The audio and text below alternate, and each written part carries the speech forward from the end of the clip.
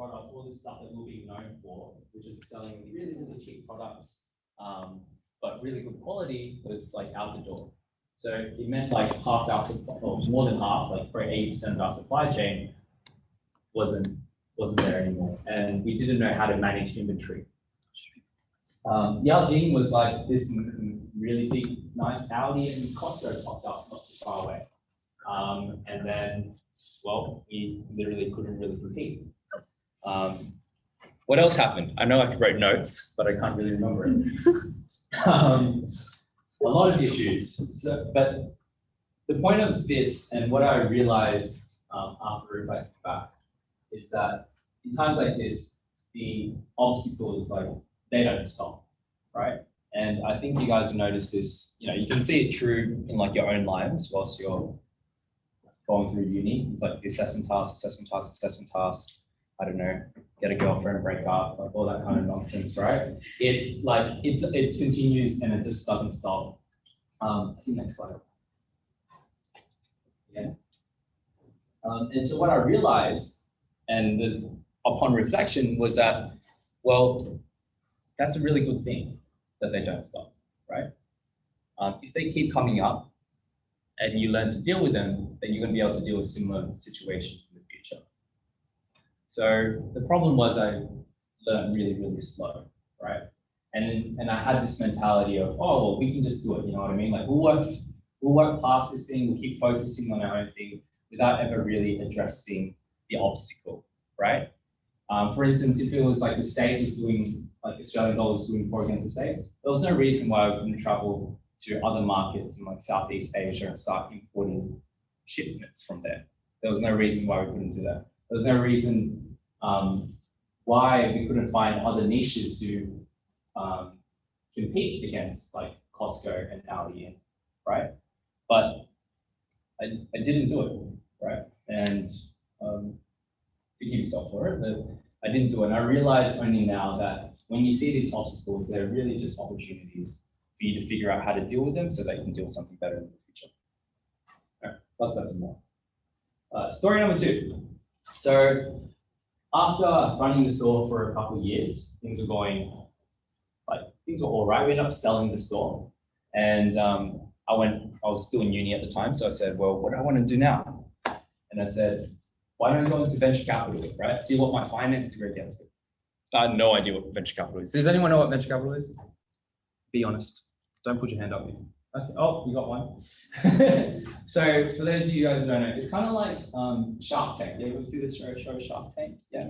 Where like some people go up, pitch their startup company, and you're like, oh, you're crap and you're good, or I'll give you $200,000. Like, I'll give you $220,000, right? It's like that show. Okay.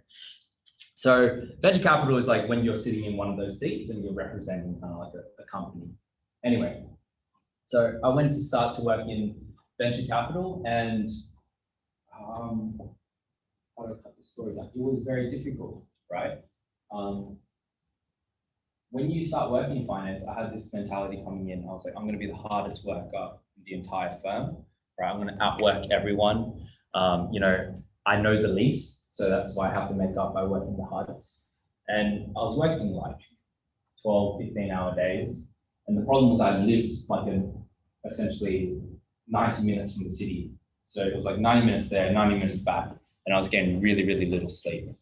But I thought that, you know, you just got to push on through, right? And I just had that mentality. Instead of addressing my problems or just having an open conversation with my manager, which said, hey, I won't say his name, hey, hey manager, like, so, you know, is actually not feeling really great. Like, I think I definitely need a break off of work, or just a couple of days off, and just recollect and need to find my balance point again.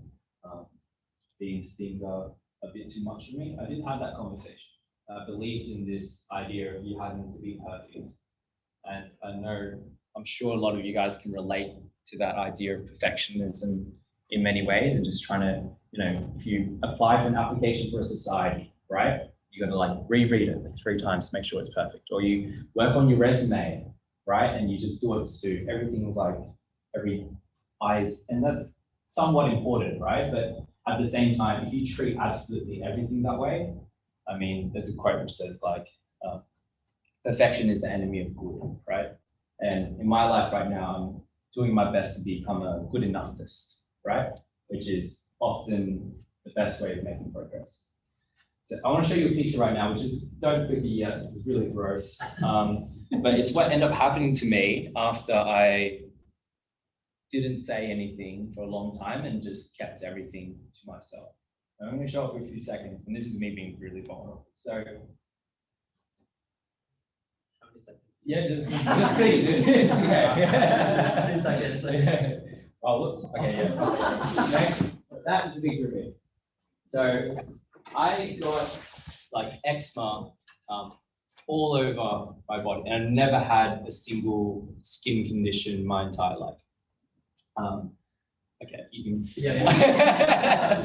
And it was really bad, right? And I had to go to a dermatologist, and gave me all these like steroid creams, and I was like, oh, what's happening? And everyone I talked to was like, you're stressed out, you're stressed out, you're stressed out, you're stressed out. And I know now it wasn't necessarily the amount of work that I was doing, so much as it was the culture under which and the relationship to the people in which I was working with. Right? So main story from there, or main lesson from there, right, is one, don't worry about being perfect, right? If you choose to be vulnerable, like hopefully I'm choosing to be a bit vulnerable with you guys, then you also give permission for other people to speak about how they're feeling as well. And that's really good, because then we can be honest with each other and authentic with each other. And when that happens, then you have an environment where you can speak about the problems that other people you can show and give other people opportunities to help you out, and then pay it back forward as well. And I think that's a much better way of working and being with other people. So that's the second story. All right. Cool. Yeah. Oh, that's also another lesson. I should have left fine. I could have left, right? Sometimes it's not only okay, sometimes it's the best option. And it actually led me to start my third story. So this third story is about living weight. So whilst I was working in finance, part of the reason was I was biting off way more than I can chew. And I was actually working on this little thing that I was doing now as a side hustle, right? So my friends and I, we used to go to each other's houses like once a week after work, and we just spitball ideas on like how we're gonna change the world and make it big and get rich quick, all that kind of nonsense. And eventually we got on this idea we really liked, and we pitched it to a couple guys from UBS, the investment bank, and they really liked it. And they said, hey, we're running this accelerator program. We'd love you to be a part of it.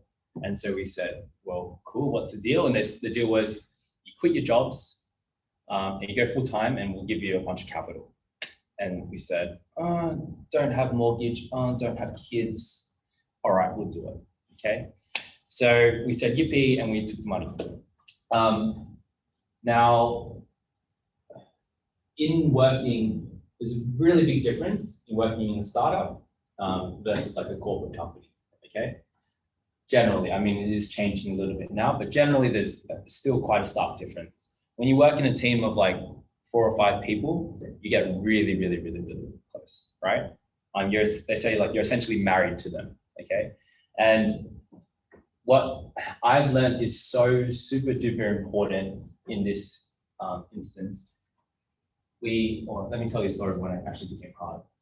So during COVID, my co-founders and I don't even know how it got to this, but we weren't talking very well with each other, right? We used to have these online meetings. We couldn't go see each other in person. And we never had the opportunity to just speak and be with one another. And that was really hard. And it eventually led to like me, one co-founder, another co-founder. This one over here, we stopped getting along, right? We've been together for it's like one of my best friends since like high school, right? And for the first time, we like really just didn't get along. He almost like didn't acknowledge my existence, which was like crazy. But but we didn't address it. We left it unaddressed. And part of the reason was because we always just focused on doing the business stuff, right? And we didn't like being in the same room as each other. And so then none of us like just sucked it up, put aside our egos, and then just said, hey, like, let's clear the air. Eventually we ended up doing it. And so we got a new office space again. And so we were all together. And then I think it was on like the second or third meeting, I was like, all right, enough, like, what's up? And essentially he was like, how do I keep this PG? Essentially he was like, a lot of the stuff, no, you did, I didn't agree with it. And I'm not seeing a lot of the work that you've been putting forward, and I'm not seeing the company progress. And I'm annoyed because I'm seeing these other companies who we've helped start raise a bunch of capital. And I'm like, why aren't we doing the same thing, right? And so then I was like, well, that's because, and then I had my, time to speak as well. And after that happened, like the air was clear, right? And when the air was clear and like we were honest with each other, not only deepened the relationship, but it's been probably like 5 months now. The relationship has never been stronger. And it was all because we had that one conversation. That was literally the catalyst for everything. So in the book, there's a book called Principles by Ray Dalio. I highly suggest you guys read it. I'm happy to give away like buy someone here like a free copy, you know what I mean? Really, really, really love the book. And in there, one of his key principles is radical honesty. Now, radical honesty is not great in all circumstances. You know, if you have your partner come through and you're like, well, I think you look ugly and your shoes don't match, and you know, then that's not very nice, right?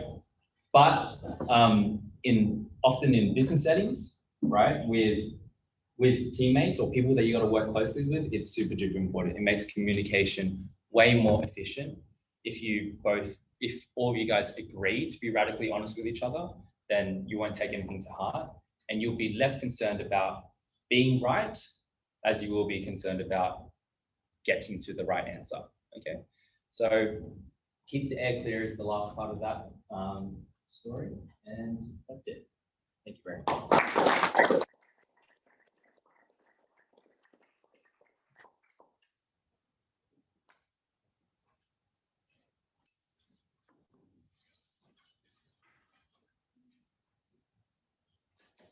Yes, so thank you for that, Alexander. That was very insightful. I think what you said about the being a perfectionist and like your grind at work every day, and you overwork yourself and commute as well, I related to that a lot. Yeah, and I was like, wow, and really feel that on another level.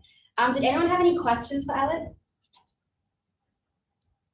Yeah, so you say you work in a team in your venture capital firm, and then in doing way you work with your two co-founders. In what way was that relationship you had with your teammates in the venture capital different to, say, the co-founders that you work with in Blue? Definitely. It was a level of, I think it's a power balance. If you want to think about it like that. I didn't believe, I literally thought when I was working in VC that my position or almost like my worth was less than that of the manager. And I guess there were some reasons as to why I somewhat believed that. And versus when you're co-founding a business, it's like you guys are your partners, like you're doing this together. Like my input is just as important as your input. And so because I didn't feel safe, they say psychological safety is the most important thing to all teams. That's the biggest difference between my team now and the team that I was operating with over there. Yeah. So yeah. What I learned was it was just my head though, right? Like I'm great friends with my boss now, right? Like just got a coffee the other day. It was great.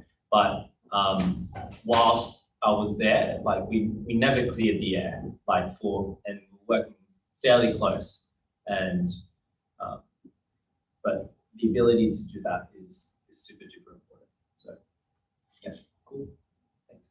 Perfect. Any other questions for Alex? No, all good? All right, thank you for that. Here's the camera. Next up, we have Marianne Williams, who's the current faculty advisor and Michael J. Crouch Chair for Innovation at UNSW. She has a very accomplished background in technology, entrepreneurship, and innovation. Before this role, she spent 18 years as founder and director of the Innovation and Enterprise Research Lab, the Magic Lab, at UTS, working with industry partners including IBM and Google. Please give it up for Marianne.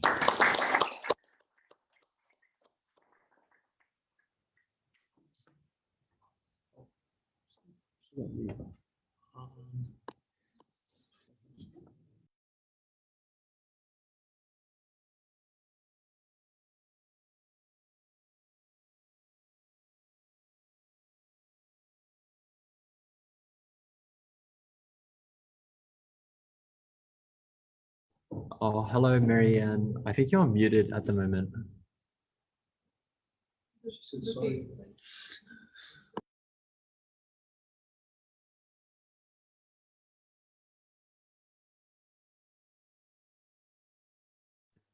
Yeah. I'm just trying to share my screen. I don't have permission. Host disabled participant screen sharing.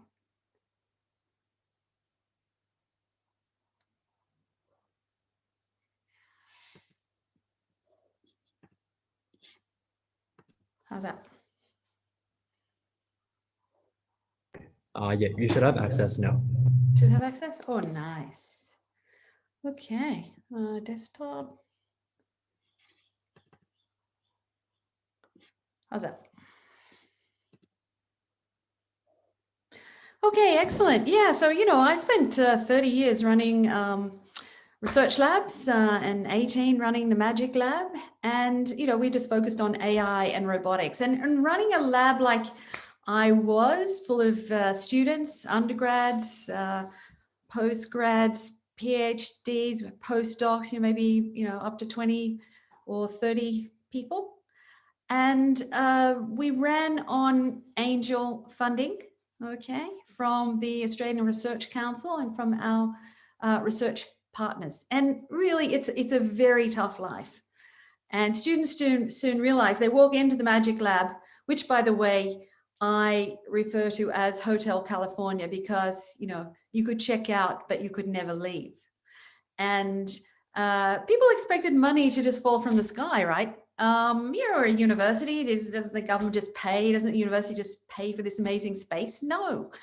In universities, we've got to go out there and sort of show that we can create value in some way. And that is really tough, especially over a long period of time. Someone's waving to me. Can you hear me?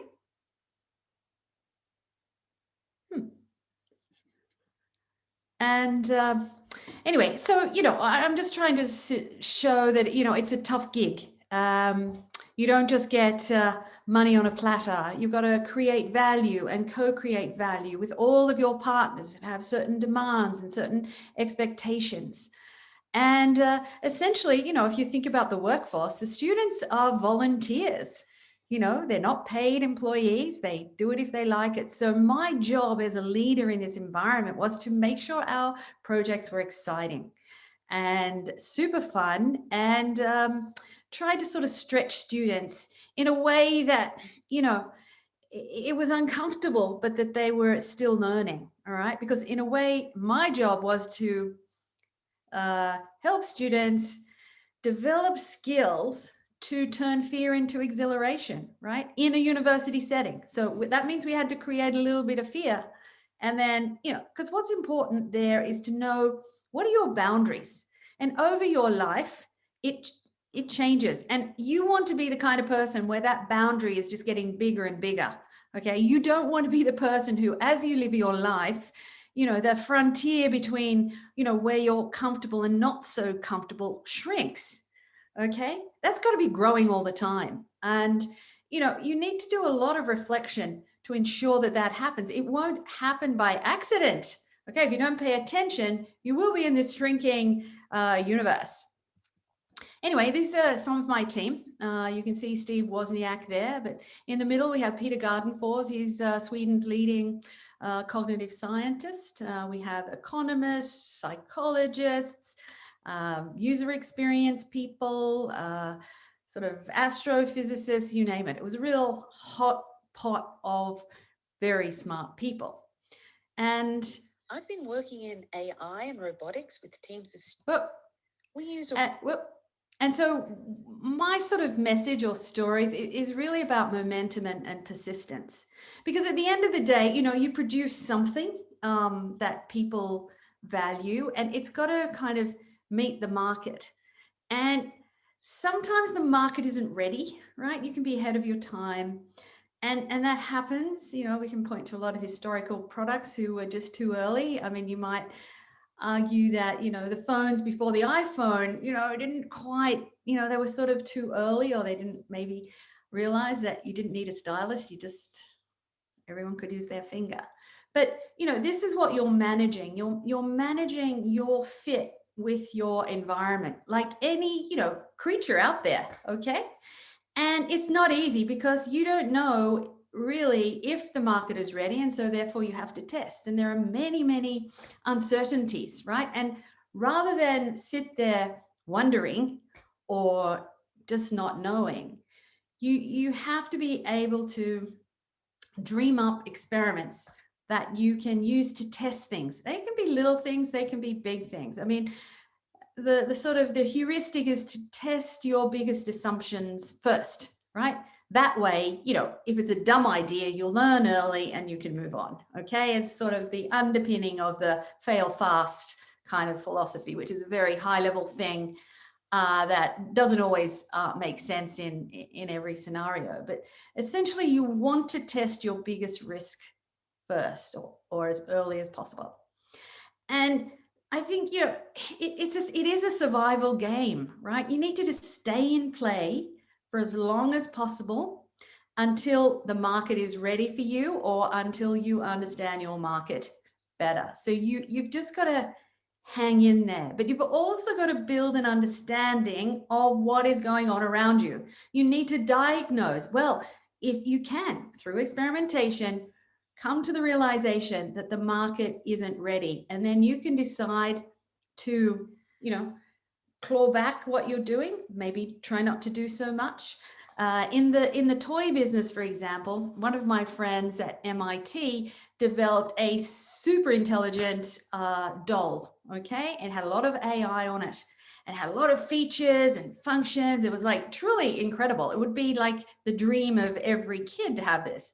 But when he tried to sell it, and by the way, this guy's name is Rodney Brooks, and he started the company iRobot, okay? And that he's the one behind all of the vacuum cleaners in our house. But he also dabbled in toys.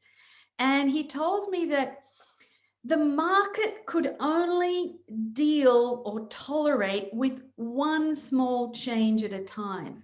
And when he put his, you know, amazing, intelligent baby out there, it was just way too complicated and way too much for that market to handle. And I mean, some of us were sort of waiting for a long time for, you know, say CarPlay to come out. Why did it take so long? You know, like that technology was available forever. Think about touchscreens. I mean, I played with my first touchscreen in 1988 at the World Expo. And, you know, for touchscreens to sort of come into Woolworths and airports, I mean, we're talking 30 years almost, okay? So, you know, even if you have a brilliant idea, if it doesn't meet the market, then, you know, it's very hard to survive and to keep going. So, you know, I guess my main thing is, you know, you've got to come up with experiments to test, because even genius ideas don't always survive and sort of deliver. And just a little anecdote for the Magic Lab, you know, way back in 2015, I'd run out of money, okay? And I put in for a big grant, and I literally had all my eggs in one basket. And this grant didn't come off. And I was, you know, running a lab, as I said, with 20, 30 people. and we literally were bankrupt. And, you know, most sane people, as Steve Jobs would say, would literally give up at that point. But my team, we came together and we sort of came up with some crazy plan to just keep us going, And then, you know, almost magically, the Commonwealth Bank walked into my lab one day and said, look, we've heard that you are, you know, the leaders in social robotics, and we want you to help us develop applications on our robot for our business clients. And so we spent the next several years working with CBA and all of their clients. And so we had a garage down in the CBA Innovation Lab. This is where my students worked. On a daily basis, they had interactions and communication, like face-to-face meetings with more than a dozen companies every single day. And they honed their skills in design thinking and ran experiments. And, you know, it was sort of like a dream come true. And then we sort of also, I've talked about that, worked with the airport and several other kind of, you know, big organizations. So, you know, I guess my point here is that, yes, you've got to develop strategies that allow you to keep going. But at the same time, you want to be going in the right direction. You've got to be testing the market all the time. And even if your idea is just brilliant, it can still not meet the market. You know, the market's got to be ready as well. And then the other point is just around resilience. You've just got to be able to just keep going, stay in play long enough to at least pivot. And when we ran out of Australian Research Council funding, right, that's for pure research, we had to totally transform ourselves and move into this other kind of world with the Commonwealth Bank, which was, you know, it was new for them. And it was completely different to what we were used to. So that ability to adapt, but also want to adapt. And I guess, you know, for us, we were kind of desperate, okay, because we were bankrupt. But on the other hand, we also saw the huge gains and the huge opportunities that you know, we could grasp if we did that pivot. And so anyway, I just want to encourage you to just keep on going. That's really what you've got to do. Just keep on going, even when, you know, sane people would stop. You just got to keep on going. That doesn't mean you keep on, you know, doing the same thing. No. Keep, you know, the actual classical definition for irrationality, okay, is doing the same thing but expecting a different result. Okay, you can't do that, right? That's why you've got to pay attention to the experiments that you're running, right? You're testing, you're experimenting, you're, you know, trying things, and you're interpreting the results, and that is informing you about what to do next. And sometimes that information you get back is not what you want to hear. So, you know, my friend Rod Brooks didn't want to hear that his incredible, you know, new toy had too many features, okay? And it was too complex for the market. He didn't want to hear that because he'd actually dedicated maybe 5 years of his life coming up with these ideas, all right? So you don't always like what you hear, but you absolutely have to adapt to it, okay? That's it from me. Oh, I can't hear you guys.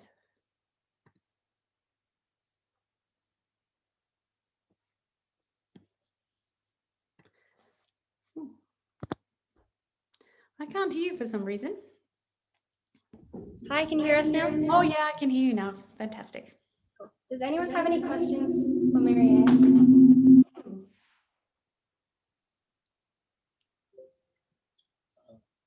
Yes. How'd you get Steve Wozniak on board? Ha ha ha. Well, you know, I am really lucky, and you know, luck does play a role. All right, think about this. how different would the world be if Adolf Hitler was a woman? You know, and he had a 50-50 chance. Okay, so luck is really there.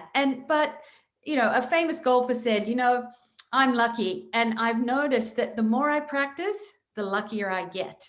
So when it comes to Steve Wozniak, I have a position at Stanford, and it was through that I sort of I work with people at Apple and Google sort of on a daily basis. And one day he actually knocked on my office to talk to me about robots. So that's how I met him. And you know, he has a big interest in Australia. He potentially he may retire here when the time comes. So he was sort of, I had that going for me as well. I think he was just curious. But you know, we compete at RoboCup that you may have heard of, and he was on the team when we were in Japan. He came to Japan 2019 when it was in Sydney. He flew from California to be with the team, all those people I showed you the picture of, for the weekend, so that, you know, he could sort of be there and support us. So he's crazy about technology. He's got some really, well, I mean, his story is quite extraordinary, obviously. But he's, he likes working with students. So, you know, maybe there'll be opportunities for us in the future to kind of engage him. I mean, COVID sort of kills a lot of that, but, you know, I think meeting him in person is much more impactful. One of my students, Maya, who you saw, I put a picture there. Steve, the first time he came to the Magic Lab, met all the students. That was all really great, and Maya was there, and she didn't say anything, right? And then 2 weeks later, she was coming into my office like jumping up and down, and she said, "Oh, Marianne, you've changed my life." And I said, "Okay, what's happened?" And she said, "Oh, Steve Wozniak." And I said, "Maya, you didn't even talk to him." And she said, "No, but when I met him and I was, you know, kind of watching him, I realized I could be like him. I could do what he could do because he feels human." And that really motivated her. You know, he was no longer on that pedestal as sort of somebody that, you know, you could never be like. And instead, here he was in the flesh and blood, talking about his struggles as well. And, you know, no one gets a free ride, or if they do, it doesn't last very long. Okay, you've got to stay the course, stick to it, and as Steve Jobs would say, you know, keep doing it when other people would give up. I mean, and you know, we don't do irrational things. We don't keep on doing the same thing, looking for the same, a different result. You've got to change it up, and you've got to do this in a clever way, in an intentional way, so you learn the most. So understanding how to run an experiment, how to even test anything. Now, this conversation, it doesn't have to be a scientific test, right? This conversation is a test. You know, I've just joined Enactus. I don't really know you guys very well. I'm throwing a few things out there. I'm seeing what you pick up. Okay, you've just picked up Steve Wozniak, so you're curious about that connection. And, you know, I'm listening. Listening is really an underrated skill, you know, and I think as a beginner in entrepreneurship, that's probably a skill you can really hone in. And one way, okay, if you really want to have something kind of practical, is, and this comes from a well-known hostage negotiator, okay? And what you do when you want to listen to somebody is you simply mirror them. So when they tell you a story, you just pick up their last 3 words. And if, let's say the story is about, I don't know, why they want, you know, your technology, you know, maybe it's going to help their granddaughter. Okay. And they say it like that, say, "Oh, look, I think this would be really good for my granddaughter." And then you say, "It'd be good for your granddaughter." And then they elaborate. Now, why is this good? It means you're actually listening because you're waiting for those 3 words. Okay. It forces you to listen. And then when you sort of mirror them with those 3 words, then they then explain and go deeper in a very natural way. It's not confronting. If you said, you know, when he said, "Oh, I think this would be really great for my granddaughter," and you said, "Why?" That why is a very confronting thing. it turns out that people don't like being asked why. It feels invasive. Asking how or what is much better, but mirroring is easy. And we know from our understanding of cognitive bias, for example, people want to do something that's easy. That's all. They don't want anything complicated. They just want, and they like to talk. Okay. So just by mirroring makes you listen, and it helps uncover something new. Okay. So I think I've done enough talking now. I want to get back to listening. Great, thank you so much. What you said about the last 3 words thing was really great, Marianne. I really like that. And I think that's, sorry, hearing myself echoes. But yes, thank you, Marianne. And Okay, cool.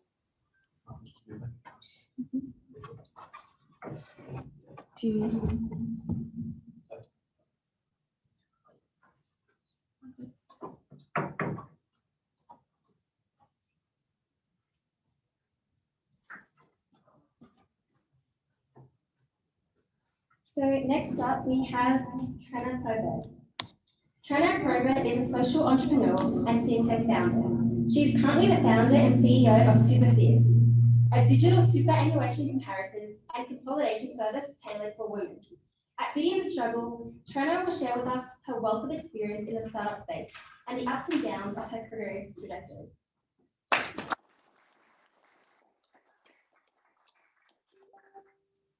Sweet. Just making sure it's set up. I was planning on perching there. Is it okay? Can we pop that there or? Oh, sorry. Oh, sorry.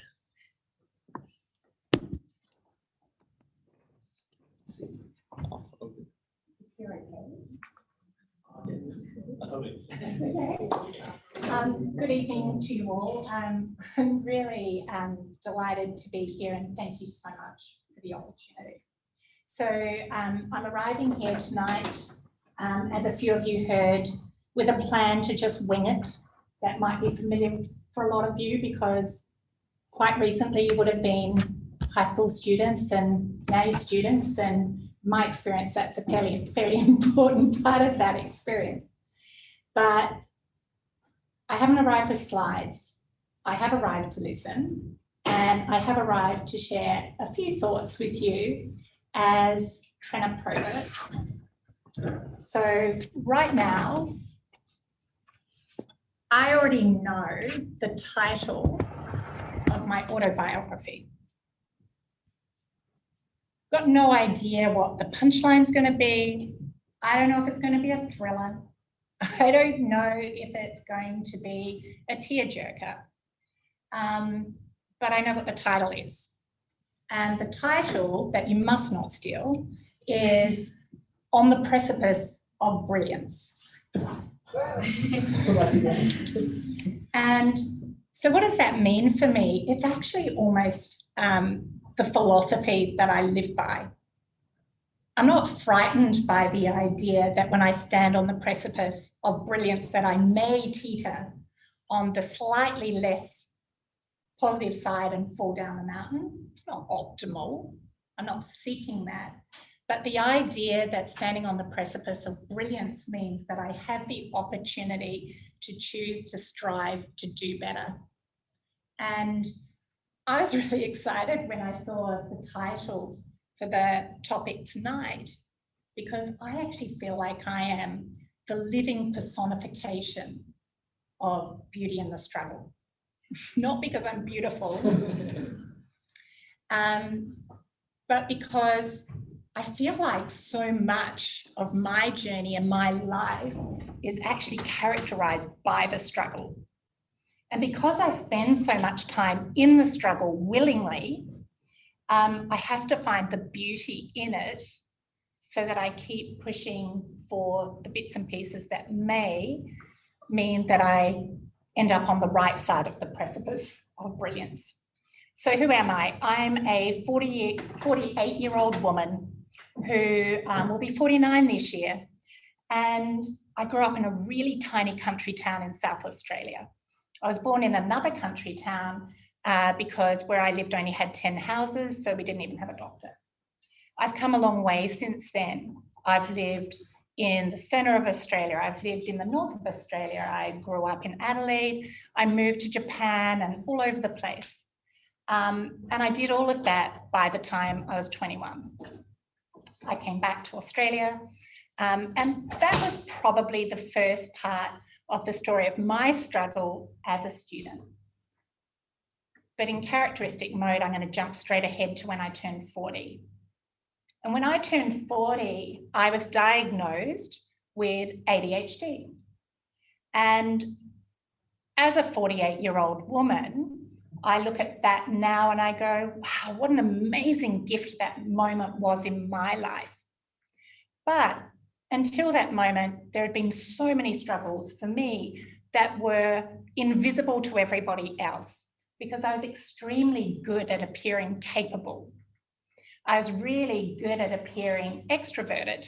Everybody thinks I'm an extrovert. By nature, I'm actually deeply anxious and introverted. But I've always worked really hard to build the skills to enable myself to get into the conversations or the places or the things that I want to do. And it was always driven by that internal fire that I now know is just that internal craving to see if I'm going to get to the good side of the precipice. And I'm willing to risk the fall. I know now that I'm willing to risk the fall, but I didn't know that growing up. I had no idea. I just kept going and going and going. I had this little internal engine on the inside of me. So I actually went to university. I was really young. I was 16 going on 17 when I went to uni. And I was so lost. I didn't even know how to talk to humans at that point. All I was good at was singing and playing golf, basically. And so I got to uni and I learned about people, but I started an economics degree. And going from the structured environment of school, which was hard for me, but I always did quite well because it was structured. And so I could learn how to get through things. But at uni, I was just like a swimming blind. Like I just had no idea. Overwhelmed with ADHD, overwhelmed by all the sounds, the noise, there were boys, there was the pub, like it was awesome. But yeah, I found university really tough at that point. And so halfway through, I got a job and I went and worked in Japan as a golf caddy. And ironically enough, that's actually where I met the man who is now my husband. We were just friends and we remained friends. 20 odd years later after meeting him, we got married and we are still married, which is something of a miracle because we're in business together. But so my journey, and I'm talking about me tonight because we've heard amazing entrepreneurial stories and very personal versions of those. And I really relate to so much of what you said, Alexander. It's actually so important to learn to listen to the incredible signs that our bodies give us to know what's going on with ourselves and with other people. So mine is, I get alopecia. So when I'm stressed, and I now embrace it as something that's really awesome, because so the beauty and the struggle, like it sucks when you're a woman to have a bald spot like that on your head, right? I've got one like that at the moment. But for me, it's my alarm bell. It tells me, as soon as I see it falling out or there's a little tuft, I go, shit, I'm doing a really bad job right now of managing my stress. What am I going to do? And, 48, I've had more time to learn these things. But going back to two of the stories that were brought up before, there is this horrible dynamic in society that we're brought up to believe we have to be really awesome at everything. And you guys are young enough to have grown up in a society where there's kind of like everybody wins a prize in primary school and so on. And, that's nice, but it doesn't prepare you for disappointment and the fact that you need to build that internal resilience to understand that you're not the sum of whether you win or not. You're not the sum of whether you're the best or not. There is always going to be someone who's just as good or better or prettier or nicer or whatever. It's not about the competition. And I've got this amazing woman who works in my team. And she shared a quote with me the other day, which is, I'll probably paraphrase this badly, but comparison is the thief of joy. So, you know, you had the joy stolen from you in some way because there was probably, you know, it sounded to me like your co-founder was feeling like he was losing pace and comparing with what's going on in the market. You know, I'm a startup founder. I totally get that. It's like, Jesus, have I missed it? They're doing that. You know, am I too late? Yeah, I'm 48. Damn well, I'm too freaking late, but maybe not. But the key point is, it is actually the ability to arm yourself with as many of the internal resources to keep trying and doing the best that you can. As a young person, going into my first proper job, really, kind of, had a couple, but then my first proper job was at American Express. You know, I was a 24-year-old kid, and for some reason, this one guy gave me a chance, and he saw something in me that I still have got no idea why he did this, but it was the beginning of my journey of experimenting. He saw that I was just really good at seeing a problem, and then I was just tenacious about finding a solution. And it was always outside of the box. That's been uncomfortable for me in my corporate career. You know, I've worked at Macquarie. I was the head of private banking for Asia Pacific. No, I wasn't. Sorry, Guy. I was the head of strategy for Guy, who is a good friend. But on that journey, so, you know, this is the least colourful you will ever see me. And so I was always like that at Macquarie as well. It was uncomfortable, more for them than for me, but because I'm colourful, I sing and I hug a lot. But I have, and that's where my ADHD was actually a secret weapon for me, because fortunately I was diagnosed so late in life, I had no idea I was supposed to fit in, let alone the fact that I didn't fit in. So it was more uncomfortable for everybody else than me. But there was struggle in that. It was really uncomfortable. You know, it was uncomfortable for everybody, but that's actually one of the at least it's a beautiful tone. But that's actually one of the other really great insights, and it's a bit like that precipice of brilliance. You know, it doesn't always need to feel good. It doesn't actually always need to be that you're getting along perfectly with your founders. You don't always have to agree. You definitely don't always need to know. You just need to have the resilience to lean into the discomfort sometimes and to listen, to feel, listen, pause, stop, keep moving. So I didn't deliberately learn how to come up with solutions for a problem that I didn't know existed, but it is something that's been really useful for me. So another part of my story as a 48-year-old woman is that I have a family with 4 beautiful children in it. They're definitely not all beautiful all the time. Certainly never at the same time. But ours is a blended family. So we manage across 3 households. I have 2 teenagers in year 12 this year. So anybody who wants to give me a hand with that, I'd be really appreciative. We have a 15-year-old who's 6'5", and then we have an 8-year-old boy together. So our life is complicated and complex. So there is 0 chance that any day is the same. There is 0 chance that the day ends the way that I thought it was going to start. But what I've discovered in my journey is that's where the great delight and excitement comes from. In my business journey, I have worked for large multinationals, traveling around the world, managing multiple $million budgets, like really cool stuff. I set myself that's okay, I'm just using it as a reminder to me. I set myself a goal when I was in my mid-20s that I wanted to set up my first business by the time I was 30. Didn't quite make 18, so far away from 18, but I did manage to do it by the time I was 30. And something that I learned through that first business that I set up is something that I hold really dear to everything that I do. What I know for sure is that I typically have far more failures than successes. So that's the struggle. So Why would I celebrate that? I celebrate that because otherwise I'd be freaking miserable, but also because I make sure out of every single moment, there's at least one thing I take away. So what I learned in my first business was that I was really good at winning business.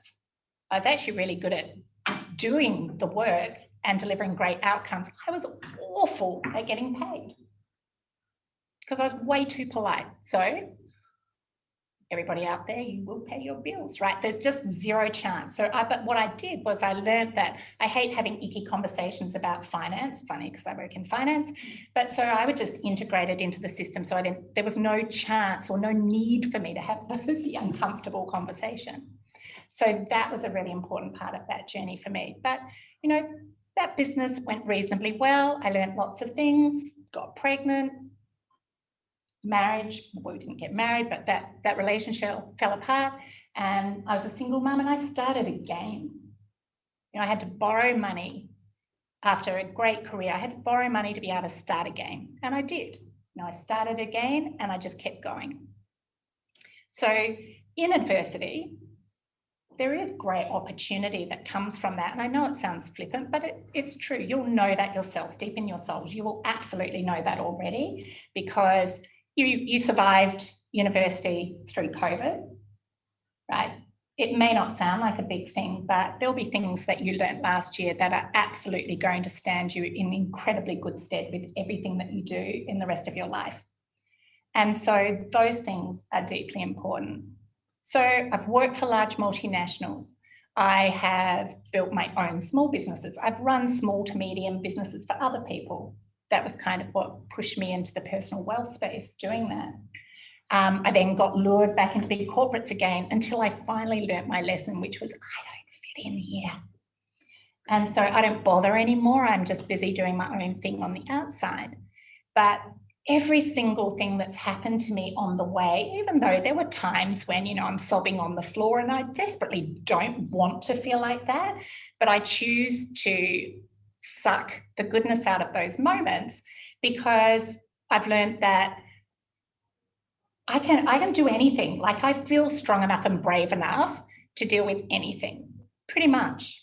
And that's what makes it okay for me to chase after my dreams, because I feel like I can deal with the fall. The reason why I think that I can do that as well is that I've stopped the comparison. I've stopped trying to be what I thought everybody wanted me to be. I've stopped trying to do it at the same pace, because I can't. I'm completely different. It's easy for me to say that. You know, I'm a middle-aged Caucasian woman, blended family, ADHD. Like, it's obvious that I'm a little bit different than your typical fintech founder. But every single one of you is as well. You're just on your journey still to work out what the special difference is that you've got. And my greatest wish for every single one of you is finding the way to actually get up close and intimate with that, and get to know that person. That takes time. It's not going to happen overnight. But I really resonated with so many of the things that Alexander said, and COVID was pretty challenging for everybody. For me and in my journey, we've been working really hard to build this fintech to launch with an AFSL in the personal wealth space, and that's not easy to do in any situation. To make it harder, my business partner and CTO, who's our software engineer, he's based in Melbourne. I'm here in Sydney, so it's already hard. You normally want to be like jamming all the time, but before COVID, we could bounce all the time. So all of a sudden, bang, and he was locked up for 4 months, right? So then there was also on Zoom every day, all day long. And, you know, I was bringing more and more energy of myself into that Zoom call every day, because it's a flat environment. But also, I had people who were struggling with mental health issues. I was dealing with kids who were dealing with their own. I was locked up with my husband. You know, there was so much going on for everybody. So, you know, but every day we just kept going. And this is actually, by the way, what's so powerful about having a social impact focus with what you do in your business. And I only bring that up here because I understand, or I believe that that's something of interest to this community and this group. You know, when you're sleeping 4 hours a night, if you're lucky, and it's harder at my age to do that. You know, having a real purpose behind what you're doing makes it so much easier to get out of bed when you'd rather stay in. So for us, the obstacles that kept throwing themselves our way through COVID, and you know, there was one in particular where a deeply, I'm not even going to say deeply important, like pretty much the most fundamentally important part of our business model, of our differentiation point, of what made our business hum. One afternoon, we just got an email switched off outside our control in the hands of the ATO. So there's no negotiating or conversation there. Now, so lesson to self, Trenna. I've been saying to 6 months that this was a massive risk for our business, but I hadn't done enough to close the risk. So there we were. So yeah, I called up Keith. I'm like, dude, done for today. He's like, yeah, I'm fucking done too. And we switched off the computers for the afternoon. First time in forever. And like, we hit lots of obstacles, right? And I honestly, this never happens. Anyone who knows me knows this never happens. I closed my computer. I went home. I took well, I might do this. I did take a glass of wine into the bedroom, but that does happen more than once. But anyway, that's another story. But so went into the bedroom and I just said to my husband, I'm like,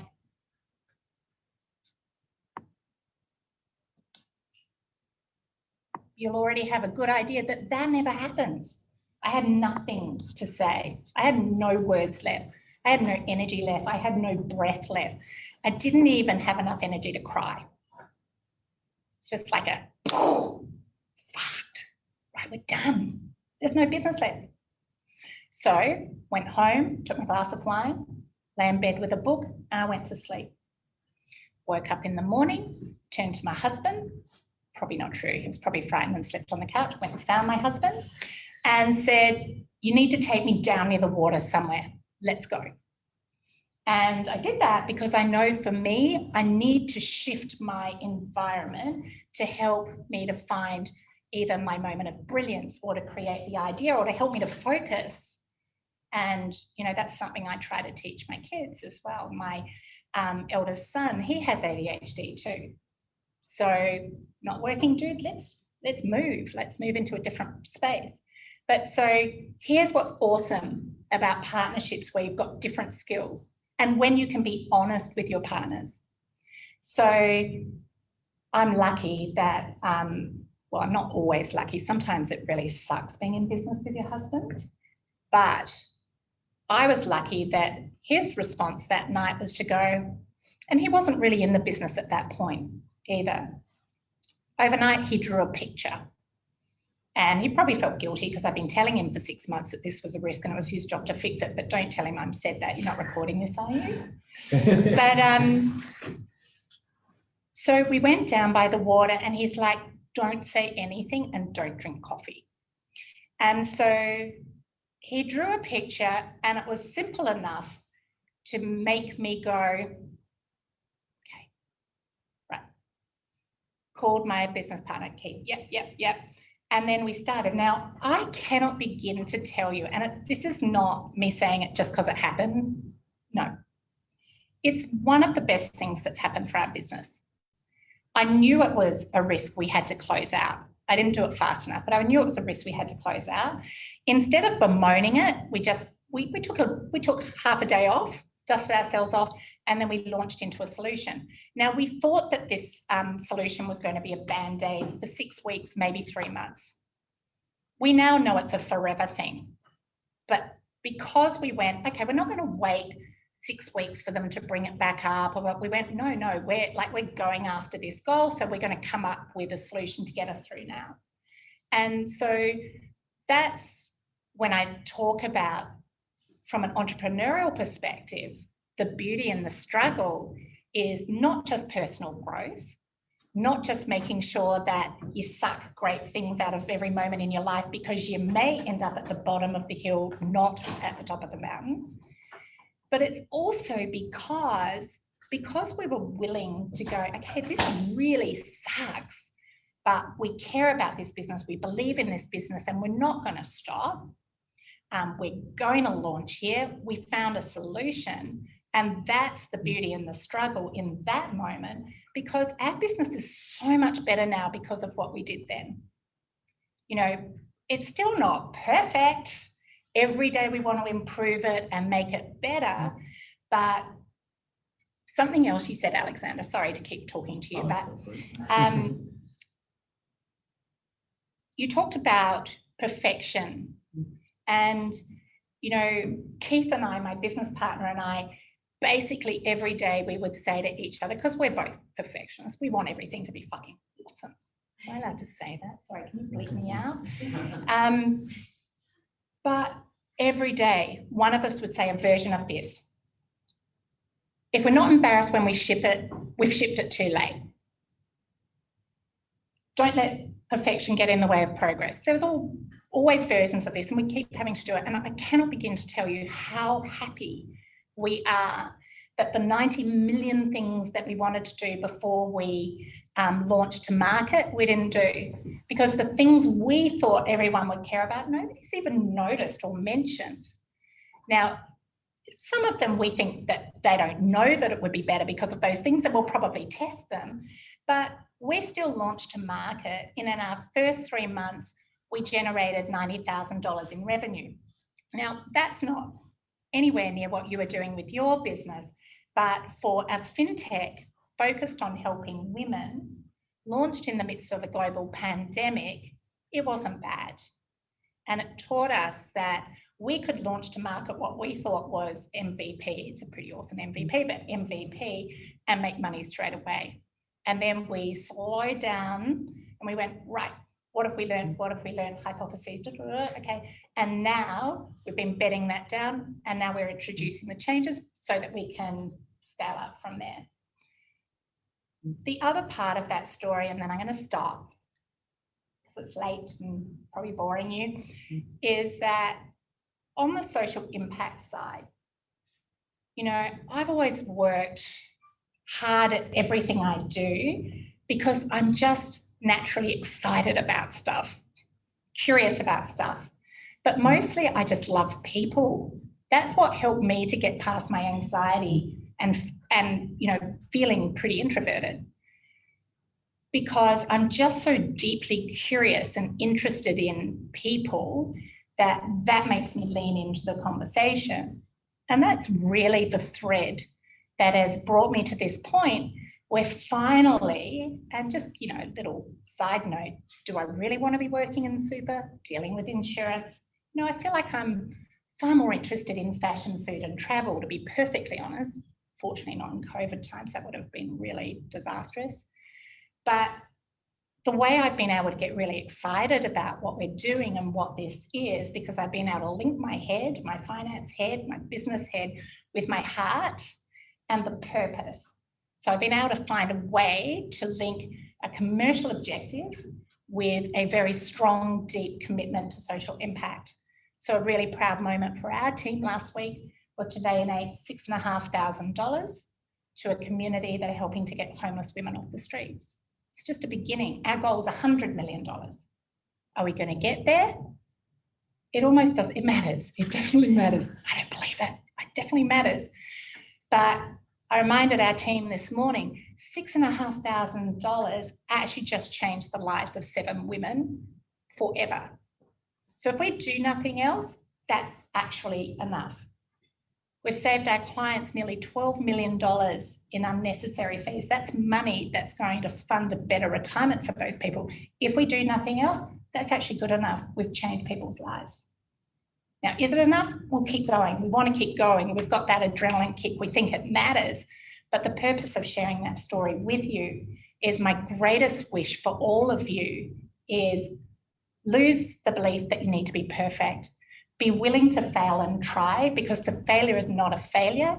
It's an opportunity to learn something different and do better or do differently or do something completely different. But it's when you can find a way to link your heart with your head, your purpose with your passion, and what you do in business or in your life, it just makes it so much richer and so much more beautiful. And in closing, from me, the reason why I was so excited to hear from Enactus is that I just couldn't be more delighted to learn that there's a group like this at uni doing this. Like, it's serious kudos to all of you. And instead of you asking me questions, you can if you like, but I'm actually, this is actually where I planned on starting, which was, I want to know why Enactus for you. Like, what is it that draws you here, and what is it that you want to get out of being a part of this community? Because I think for anybody who's listening or anybody who gets involved, that then allows us to lean into your community to go, okay, how can I help? Like, how can I help? And that's my favourite question. How can I help?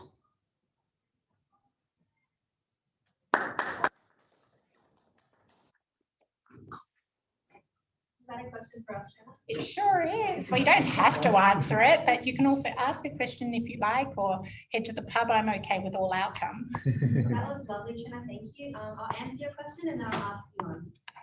To answer your question, was it what made you want to join Enactus, or how can you help?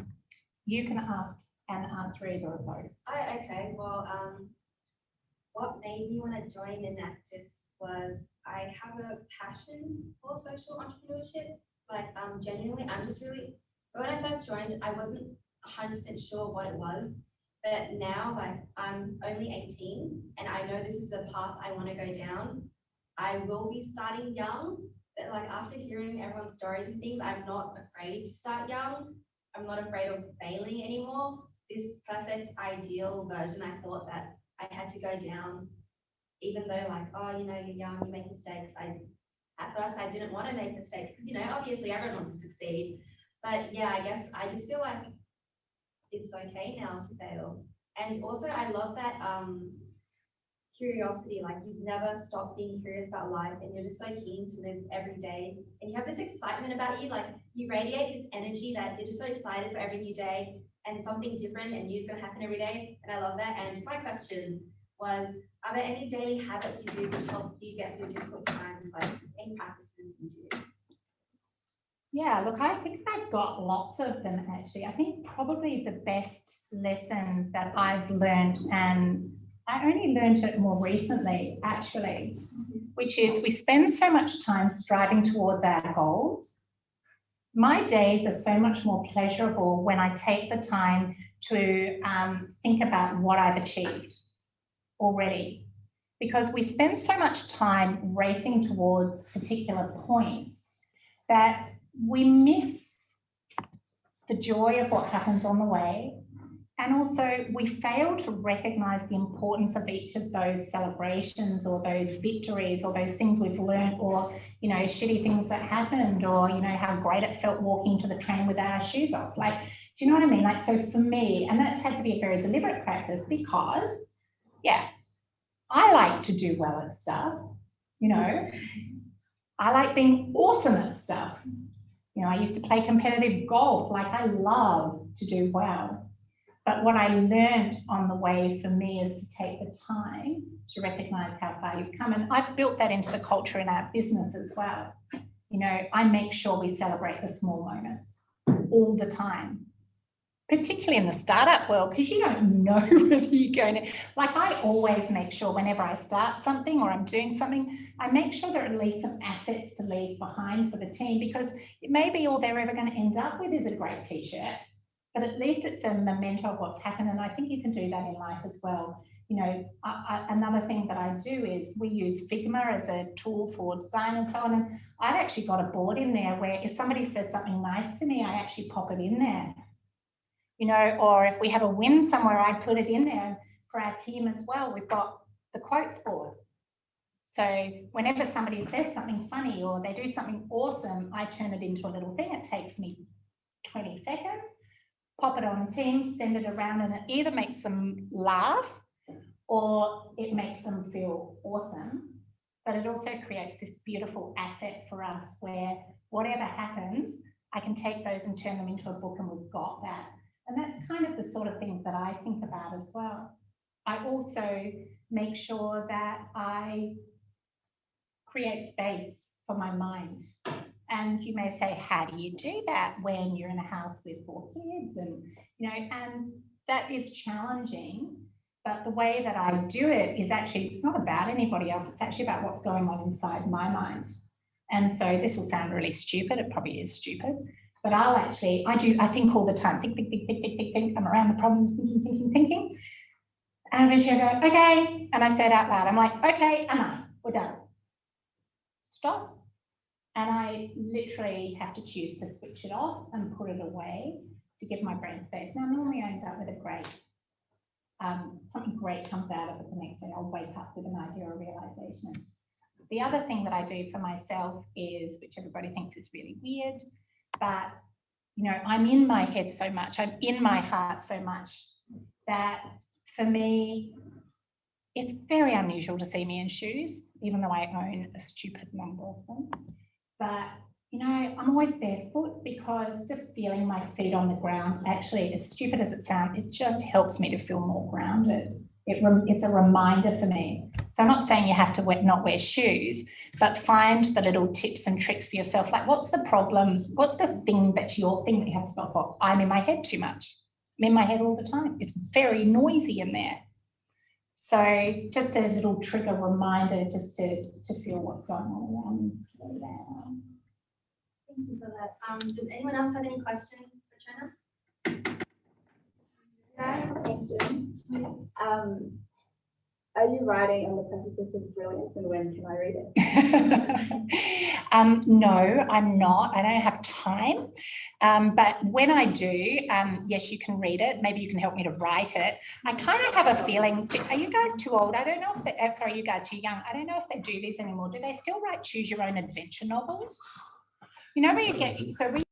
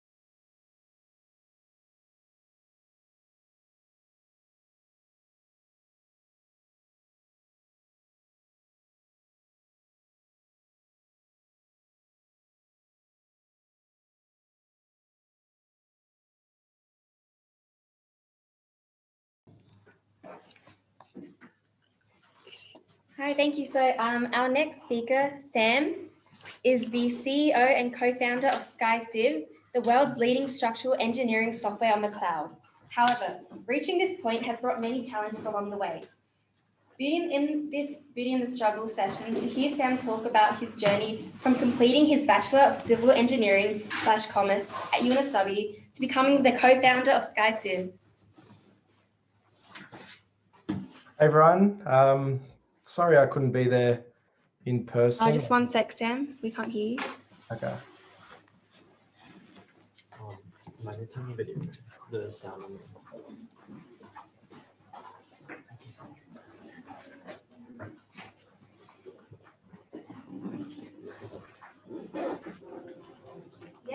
Is that working now? Cool. I just can't share my screen. Could I?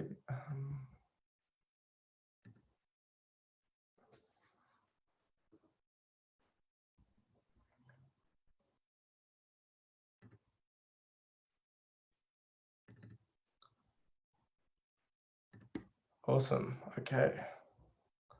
Let's go full screen. Cool. So yeah, sorry I couldn't be there today in person. Fighting the flu this week, so I thought it'd be best to keep a good distance. But so my name's Sam. I'm the CEO and co-founder of a company called SkyCiv. So we're UNSW alumni. We've gone through the 10X accelerator program when it first came out, I think 3 years ago. But SkyCiv, just to give you a little bit of introduction about myself and the company, SkyCiv is a cloud-based structural engineering software. Which is a lot of jargon, but simply put, it's a SaaS product for structural engineers. So kind of like Canva going online on the cloud. So we started in 2015 with my next door neighbor who also went to UNSW, bootstrapped with no funding, and currently supporting a team of 18. So we're in the software space, and yeah, just me and my co-founder who started it 5 years ago. But it's definitely, we've made a lot of sort of had a fair share of failures along the way. I thought I'd share a few experiences that we've had on the business side, also personal side, because the way we like to look at them is that they're not failures, they're lessons.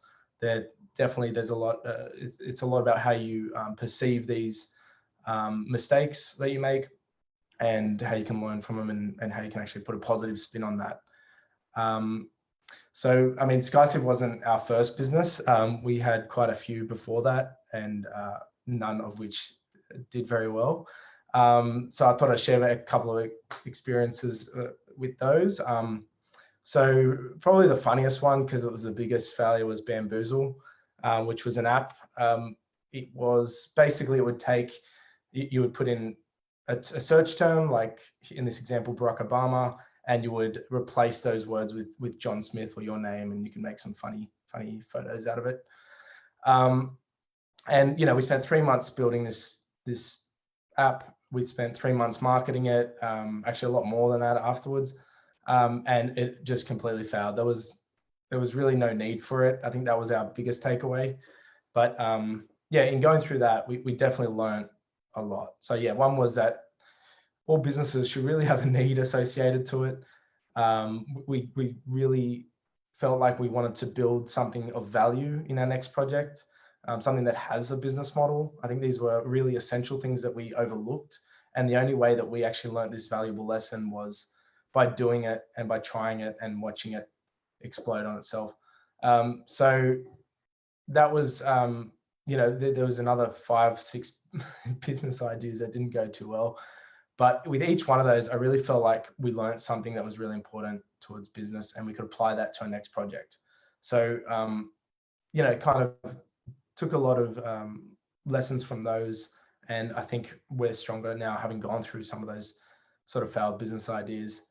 We also made like a lot of mistakes internally within the company of SkyCiv. One example, pricing it too low. Not experimenting more earlier, which I'll talk a little bit later. We also looked at new verticals too early. So before we had really, you know, nailed our first vertical, which was the structural engineering space, we tried to jump into like hydraulics and civil engineering and other verticals that, well, if we hadn't really got the business model right on the first vertical, we shouldn't have jumped across into others too soon. And other things like wrong hires at the wrong time. I think this is a common mistake for startups to do. You think you need a particular role, only to realize that it's just not really what you need at that time.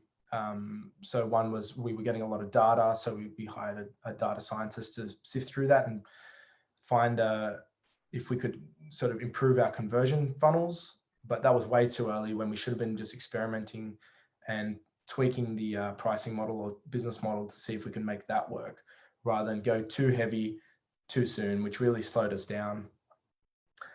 There were also like a lot of, I think, personal mistakes that I'd made along the way. I think it's important to also address those because they are just as important as your business lessons. Some of the mistakes that you make while going on this journey, because it is a really difficult one.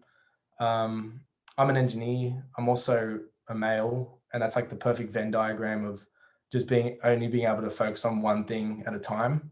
So I was very, like, especially in the beginning, very obsessive with the company and very, it kind of took over my whole life, where I was really neglecting my health. I was neglecting relationships that were really important. And I think you really didn't, in order to sustain this for a long term, you need to have a better balance. I totally believe you need to work really, really hard in those first few years because it's so important to get some sort of traction. But I think there's certain things that you don't want to neglect or don't want to really, I guess, put all your attention, take all your focus away from, and things like your support network, like the people closest to you, because they are super important when things get tough, that you have people to talk to. So there were probably some little things that I would have done differently that I think I can pass on to anyone starting their journey, that there are certain things that it's okay to forego, like that night out with your friends or, work on weekends. That's totally fine. But there's certain things that I think are really important that you probably want to maintain and keep through the journey. So I think probably about halfway through, something that we got really good at was just the mindset of how you look at some of these failures or mistakes that you make along the way. And really, it's just a way that you frame it. I think it's the way that you look into these things before you try them, and you try something, it doesn't work, and how you kind of look at that each time. So this is a note I wrote on a whiteboard at our office. I don't know if you can read it, but it says, "We really have no idea what the fuck we're doing 93% of the time." And I got my co-founder to send me this because I wrote that on the whiteboard probably about three years ago, and it's still there. We've rubbed off that whiteboard, I reckon, 100 times because it's like our main whiteboard. But that one little thing is still sitting there. And 3 years later, I honestly think that's still true. I think we don't know what we're doing a lot of the time. We're figuring things out, and there's no one really we can go to for these answers because there is no answer to a new product in a new market, or shifting your business model to another business model. So the only thing you can really do is just try. Spend less time stressing about it. I mean, you can do the research, you can do the surveys, but there's not going to be any substitute for just going out and trying or experimenting with certain things. And you can't be afraid of that. I know, especially really early on, we were quite afraid of changing things like, say, our pricing. And in the beginning, we were only charging $5 a year for our product. And I remember we were like, oh, maybe we should try $20 a year. And we're so like, oh, no one's going to want to pay for that. And we're pretty, worried about trying that. And we put it up to $20. The conversion rate stayed the same. So we're making 4 times as much money. And we're going, oh, let's try it again. Let's go $50. Let's go to $100. And then, now we're at $1,500 a year. And I think just being okay with failing and just okay with trying is so important, because it uncovers so much about your business and about the future much sooner than if you just spend all your time stressing or like, is this the right thing to do? I don't know. Sometimes you just have to take the plunge and be okay if it doesn't work out. It is, definitely part of the process. That's how you get there faster. And it's the quickest way that you can get these learnings or these lessons. And I think there's 2 ways to look at it when you do fail. One is to say, well, I'm an idiot. I should have seen this coming, and really beat yourself up about it.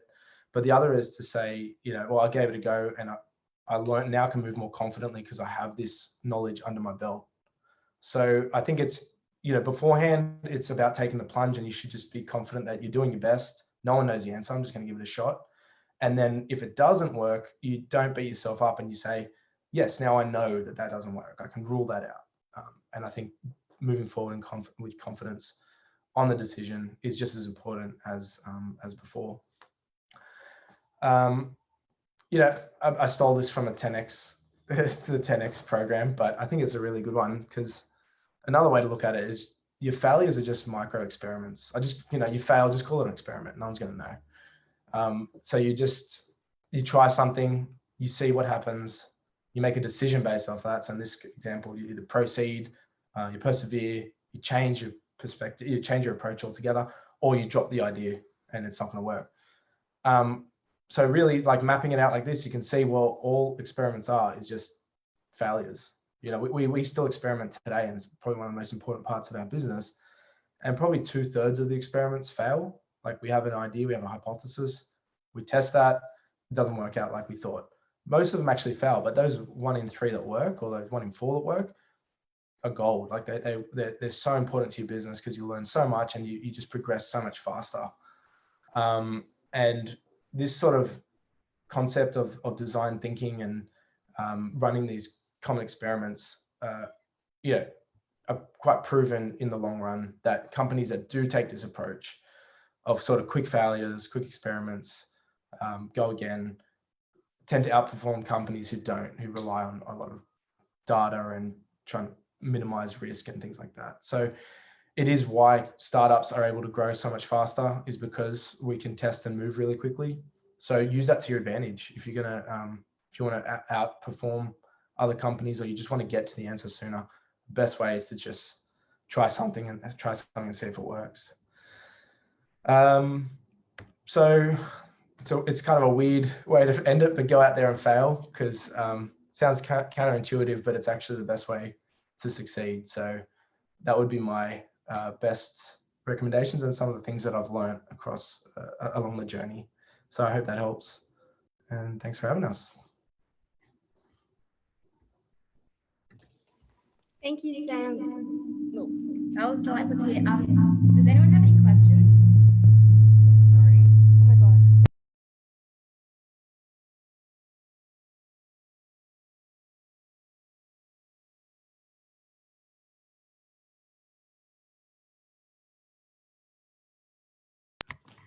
Yeah, Jen? Can I ask, what's your favorite? Sorry, I heard, can I ask? And then I didn't hear the question, but yeah, you can ask.